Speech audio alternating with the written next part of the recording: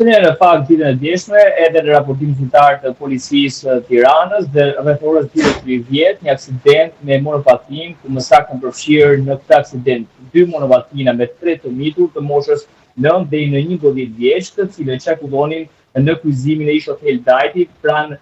bulevardit të Shmorët e Kombit, janë aksidentuar nga një automjet i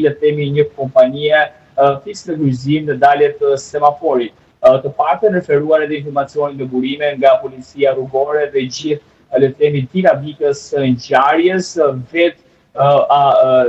të miturit, të cilët kanë qenë në 2 monopatina, 3 të mitur, kanë qenë duke lëvizur nga zona e kryeministrisë në drejtim të zonës së ministrisë së brendshme, ndërkohë që automjeti lëvizte nga rruga Elbasani në drejtim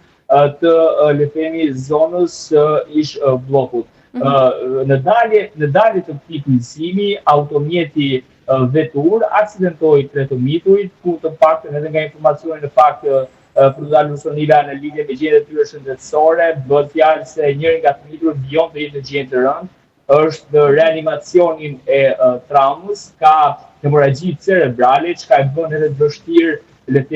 mjekimin e mjekëve dhe pavarësisht i sistemit të bluzave të bardha, ai ende vijon të jetë në gjendje të rëndë për shkak edhe të komplikacioneve për shkak të hemorragjisë cerebrale, ndërsa dy të tjerët janë në gjendje më të